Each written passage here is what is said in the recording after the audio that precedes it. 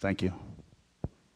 Well, I alluded to that when I talked about entangling alliances. And if you can back out of those alliances and those treaties, we should. And there's usually a clause in there that allows you to vacate a treaty. So it is assumed by most Americans that if that civil war breaks out into a hot war between nationalist China and communist China, at least old communist China. It's rather ironic to call it communist China because they're our bankers now. You know, it sounds to me like they've become pretty capitalistic lately with this less interventionist foreign policy. So I would want to back away from it. I do not want to commit you or your kids and your money and all to say that if that war breaks out, that we're going to send it in there to settle that dispute. Matter of fact, things are going well over there. The Taiwanese have invested a lot of money in mainland China. And they have every reason in the world not to be involved. I think if we weren't in Korea, I think it would be unified. Because the South Koreans want to do more. They want to travel, and every time they hint that they want to deal with the North Koreans, oh no, we're in charge here. You're not allowed to do that. I think the same thing would be there. I think it would be, I'm not going to predict it would be unified, but I don't think they'd be, if they knew we weren't going to be there, I think there would be more motivation for the Taiwanese to work something out, and I don't think the Chinese are about ready to unleash an attack on them because of the financial reason. That's why trade and commerce is so great. You know, the last time we had I think one of our spy planes was forced off and forced to land, and it was an international incident with the Chinese. It was a non-incident.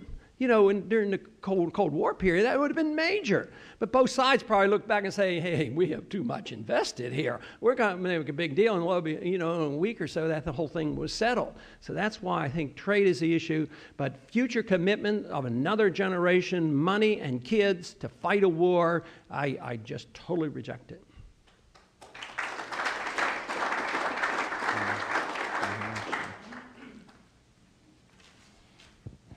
Congressman Paul, certainly there are occasions where there are threats to the U.S. from outside of our borders, but they are initiated not by government entities whom we can declare war against.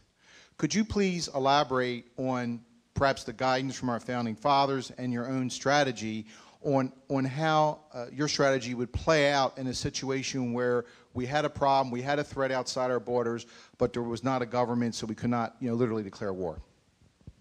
Right, and if we know exactly where those individuals are, I believe we have the right to attack. I did vote for the authority for Afghanistan and to go after the Al-Qaeda, but of course, my position now is that hasn't gone well. We've done exactly the wrong thing. We went into occupation, and we forgot about Osama bin Laden. But I've reintroduced the notion of what the founders talked about, and that is to issue a letter of marque and reprisal. I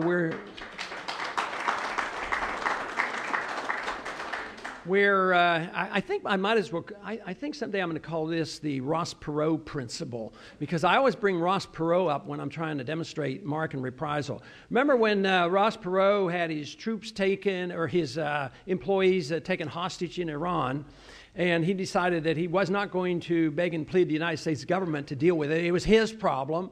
So he hired some ex-military special agents, and he went over there, took them over there, and rescued them, brought them home, and nobody died.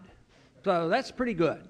And of course, our administration back in the 70s tried to do the same thing and didn't do it very well. We didn't get our hostages, and we lost some more of our men. So this principle of letter and marque and reprisal is something that the founders introduced and used in our early history. They used it mainly to go after pirates. But it's almost like deputizing somebody. And you get a letter and you become official. You're not breaking the law. And it was accepted internationally that if you had a letter of marque and reprisal, you were acting within the law. And you couldn't go out and start robbing and killing. You had to act within the law. But you had the authority to go and capture the bad guys.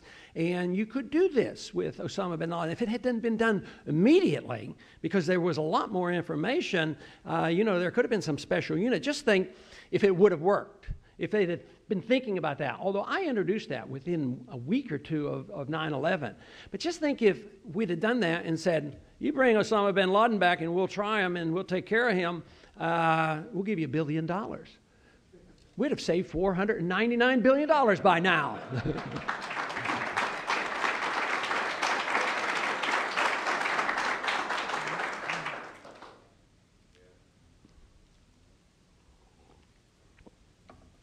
Bring it back there.